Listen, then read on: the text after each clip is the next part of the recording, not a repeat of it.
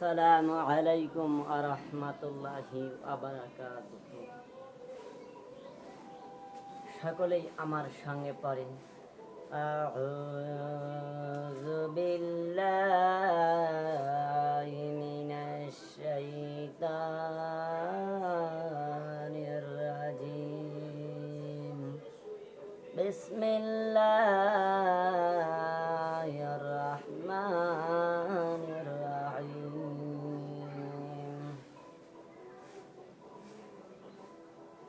মিল্লাতা আবিকুম ইব্রাহিম ওয়া সাম্মাকুমুল মুসলিমিন। সাদাকা ইয়া রাব্বাল আলামিন ওয়া সাদাকা রাসূলুহুন নাবিয়ুল কারীম ওয়া নাহনু আলা যালিকা মিনাশ শাহিদিন ওয়াশ শাকিরিন ওয়াজ জাকিরিন আলহামদুলিল্লাহি রাব্বিল আলামিন। সম্মানিত মুসল্লি বৃন্দগণ, আজকের আলোচ্য বিষয় হচ্ছে সূরা হজ ৭৮ নম্বর আয়াত থেকে তেলাওয়াত করেছি। আল্লাহ রাব্বুল আলামিন বলেন, মিল্লাতা আবিকুম ইব্রাহিম হুয়া সাম্মাকুমুল মুসলিমিন। আল্লাহু আকবার। আল্লাহ বলেন, আমি তোমাদের জন্য এক জাতির পিতা ইব্রাহিম আলাইহিস সালাতু ওয়াস সালাম দান করে দিলাম। সুবহানাল্লাহ। আমাদের জাতির পিতাকে হযরত ইব্রাহিম আলাইহিস সালাতু ওয়াস সালাম। কিন্তু বড় দুঃখজনক কথা হলেও সত্য, আমাদের বাংলাদেশে অনেক হ্যান্ডবিল পোস্টারে দেখা যায় জাতির পিতা বঙ্গবন্ধু শেখ মুজিবুর রহমান। নাউজুবিল্লাহ। এটা যারা বলবে বঙ্গবন্ধু শেখ মুজিবুর রহমান জাতির পিতা, সে কোরআনকে অস্বীকার করলো, সূরা হজ ৭৮ নম্বর আয়াতকে অস্বীকার করলো। আর যে ব্যক্তি কোরআনকে অস্বীকার করলো তাকে আল্লাহ রাব্বুল আলামিন ডাইরেক্ট স্পর্শ তাকে কাফের ঘোষণা দিয়েছেন। কথা বলেন ঠিক না বা ঠিক? এটা অনেকে মাইন্ডে লাগতে পারে। Don't mind, don't fair, don't care. আমি কাউকে পরোয়া করি না, আমি কাউকে ভয় করি না, কাউকে কেয়ার করি না। Don't mind, don't fair, don't care. কোরআনে যা আছে আমাকে তাই বলতে হবেই, এটা মুমিনের হক। আর যদি আপনি না বলেন তাহলে কোরআন আপনার পক্ষে বিপক্ষে চলে যাবে। কথা বলেন ঠিক কিনা? আল্লাহ রাব্বুল আলামিন সূরাতুল বাকারার ২৬ নম্বর আয়াতের শেষের অংশে বলেন, আল্লাহ রাব্বুল আলামিন বলেন, আল্লাহ রাব্বুল আলামিন সূরাতুল বাকারার ২৬ নম্বরের শেষের নম্বর আয়াতে আল্লাহ রাব্বুল আলামিন, কত সুন্দর আল্লাহ রাব্বুল আলামিন জবাব দিয়ে দিলেন। আমি কোরআন থেকে বলতেছি, বাজেন ইউদিল্লু বিহি কাসীরা ওয়া ইয়াহদি বিহি কাসীরা ওয়া মা ইউদিল্লু বিহি ইল্লাল ফাসিকিন। এই কোরআন তোমার পক্ষে চলে যাবে, এই কোরআন কাহার জন্য বিপক্ষে চলে যাবে।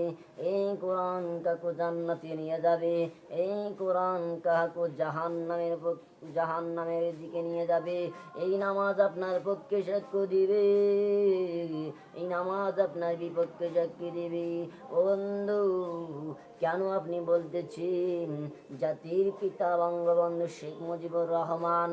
না গো না, আল্লাহ রাব্বুল আলামিন এই সূরাতুল হজ ৭৮ নম্বর আয়াতে আল্লাহ কত সুন্দর স্পষ্টভাবে বলে দেন, মিল্লাতা আবিকুম ইব্রাহিম ওয়া সাম্মাকুমুল মুসলিমিন।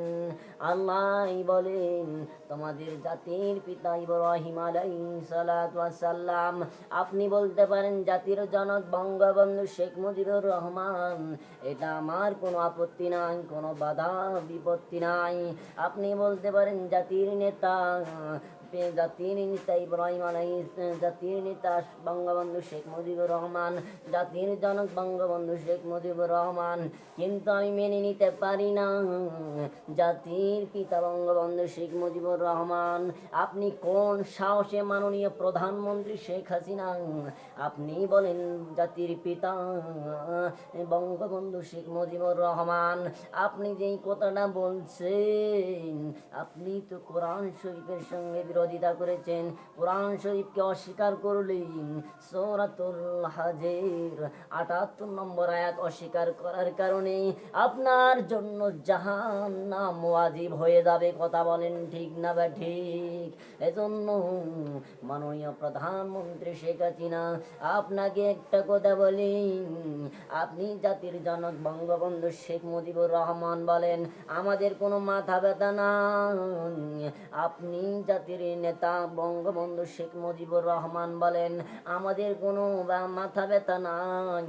আপনি যখনই বলবেন জাতির পিতা ইব্রাহিম আলাইহিস সালাম, আপনি যখনই বলবেন জাতির পিতা বঙ্গবন্ধু শেখ মুজিবুর রহমান, তৌহিদি 18,000 আর তৌহিদি জনতা মুসলমান মাঠে নামবে। না না না, আপনি বলতে পারেন না, কারণ কোরআনে আল্লাহ বলছেন মিল্লাতা আবিকুম ইব্রাহিম ওয়া সাম্মাকুমুল মুসলিমিন। আল্লাহ বলেন জাতির পিতা ইব্রাহিম আলাইহিস সালাতু ওয়াস সালাম। বান্দান গো, আমি অনেক হ্যান্ডবিল পোস্টারে দেখেছি বঙ্গবন্ধু শেখ মুজিবুর রহমান জাতির পিতা। আপনি কেমন কোন সাহসে বলেন? কোন বিধানে পাইছেন? কোন বিধানে আপনি পাইছেন? এই লেখাটা কে লেখলো? এই লেখাটা কে লেখলো? জাতির পিতা বঙ্গবন্ধু শেখ মুজিবুর রহমান। তাদের শাস্তি হওয়া উচিত, তাদের শাস্তি হওয়া উচিত। এজন্য বন্ধুগণ, একমাত্র আমাদের জাতির পিতা ইব্রাহিম আলাইহিস সালাম আর জাতির জনক বঙ্গবন্ধু শেখ মুজিবুর রহমান, এটাই আমি বোঝাতে চেয়েছি বাজান। ও বাজান, এবার আসুন আল্লাহ রাব্বুল আলামিন কি বলেন বাজান। আল্লাহ রাব্বুল আলামিন সূরা মাইদার 44 নম্বর আয়াতে আল্লাহ রাব্বুল আলামিন কত সুন্দর বলেন। আল্লাহ রাব্বুল আলামিন বলেন, ওয়া মান লাম ইয়াহকুম বিমা আনজালাল্লাহু ফাউলাইকা হুমুল কাফিরুন। আল্লাহু আকবার। আল্লাহ রাব্বুল আলামিন বলেন, এই কোরআন বিধান অনুযায়ী, এই কোরআন দ্বারা যারা দেশ পরিচালনা করে না, আল্লাহ তাদেরকে ডাইরেক্ট কাফের ঘোষণা দিয়েছেন। বন্ধুগণ, এটা আমার কোনো কথা নয়। এই কোরআন শরীফ আপনারা দেখতেছেন, কোরআন শরীফ সূরা মাইদার 44 নম্বর আয়াতে আল্লাহ বলেন, ওয়া মান লাম ইয়াহকুম বিমা আনজালাল্লাহু ফাউলাইকা হুমুল কাফিরুন। আল্লাহু আকবার। যারা কোরআন দিয়ে দেশ পরিচালনা করে না, তারা হচ্ছে কাফের। কোরআন দিয়ে দেশ পরিচালনা না করলে কাফের হয়ে যাবে, আল্লাহ ঘোষণা দিয়েছেন। আজকাল বর্তমান বাংলাদেশের দিকে নজর করে দেখেন, আমাদের প্রেসিডেন্ট, আমাদের মাননীয় প্রধানমন্ত্রী শেখ হাসিনা, উনি কি কোরআন দিয়ে দেশ পরিচালনা করতেছেন? না গো বাজান, না না। কোরআন দিয়ে যদি দেশ পরিচালনা করত, এই বাংলাদেশে একজন চুরি করলে তার হাত কেটে দিতে হবে। ও বন্ধু, এই বাংলাদেশে একজন পুরুষ জেনা করলে তাকে বুক পর্যন্ত পুঁতে ফেলা হতো। একজন মহিলা জেনা বেবিচারিণী করলে তাকে হত্যা করে ফেলা হতো। কিন্তু আজান, এই দেশে কোরআনের আইন নাই। কোরআনের আইন থাকলে মা বোনেরা বেপরদা ভাবে চলাফেরা করতে পারতো না। এই তো তসলিমা নাসরিন এত বড় ইসলামের বিরুদ্ধে কথা বলতে পারত না। ও বন্ধুগণ, আজকে বাংলাদেশের দিকে নজর করে দেখেন, আজ মাননীয় প্রধানমন্ত্রী শেখ হাসিনা, তুমি কেন কোরআন দিয়ে আইন চালু করো না, কোরআন দিয়ে দেশ পরিচালনা করো না? এজন্য আমরা বলতে পারি, যারা কোরআন দিয়ে দেশ পরিচালনা করবে না তারা হচ্ছে কাফের। আপনি যেহেতু কোরআন দিয়ে দেশ পরিচালনা করেন না, তাহলে এতে কেউ বোঝা যায় আপনিও কাফের হতে পারেন আল্লাহর মন্তব্য অনুযায়ী। এজন্য বাজান, আমি মাননীয় প্রধানমন্ত্রী শেখ হাসিনাকে অনুরোধ করে বলতেছি, হাতে ধরে পায়ে ধরে বলতেছি, আপনি কোরআন দিয়ে দেশ পরিচালনা করেন, কোরআন দিয়ে দেশ পরিচালনা করেন। কোরআন দিয়ে দেশ পরিচালনা না করলে আল্লাহর ভাষায় আপনি কাফের হয়ে যাবেন। আল্লাহ রাব্বুল আলামিন পরের আয়াতেও আল্লাহ কত সুন্দরভাবে বলেন, সূরা মায়েদার 45 নম্বর আয়াতে আল্লাহ রাব্বুল আলামিন বলেন, ওয়া মান লাম ইয়াহকুম বিমা আনজালাল্লাহু ফাউলাইকা হুমুজ জালিমুন। আল্লাহু আকবার। আল্লাহ বলেন, যারা এই কোরআন দিয়ে দেশ পরিচালনা করে না তারা হচ্ছে জালেম। ও মাননীয় প্রধানমন্ত্রী শেখ হাসিনা, আপনি যদি কোরআন দিয়ে দেশ পরিচালনা না করেন, তাহলে আল্লাহর মন্তব্য অনুযায়ী আপনি হচ্ছে জালেম। কিয়ামতের ময়দানে আল্লাহ আপনাকে অন্ধকার করে হাসরের ময়দানে, কিয়ামতের ময়দানে উঠাইবেন। এজন্য আপনার হাতে ধরি পায়ে পড়ি, আপনার এখনো সময় আছে, আপনি কোরআন দিয়ে দেশ পরিচালনা করেন। নইলে কোরআন দিয়ে দেশ পরিচালনা না করলে বাংলাদেশের তৌহিদি জনতা মুসলমান আপনার আস্তানা নিস্তানা থাকবে না।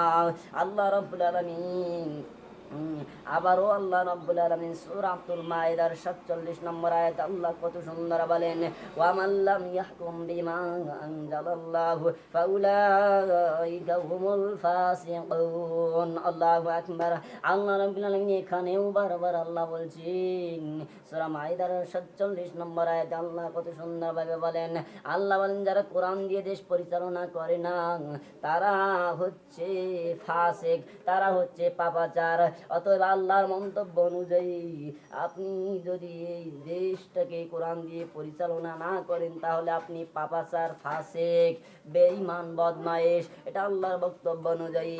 এজন্য আমি আপনার হাতে ধরি পায়ে পড়ি, আপনাকে বলি, আপনি কোরআন দিয়ে দেশ পরিচালনা করেন, তাহলে আল্লাহর রহমত আপনার উপরে বর্ষণ হবে, আল্লাহ আপনাকে হেদায়াত দান করবেন। ও বন্ধুগণ, সূরা মাইদা 3টা আয়াতে আল্লাহ রাব্বুল আলামিন কত সুন্দরভাবে আল্লাহ রাব্বুল আলামিন বলেন, ও বন্ধুগণ, কোরআন দিয়ে দেশ পরিচালনা করতে হবে।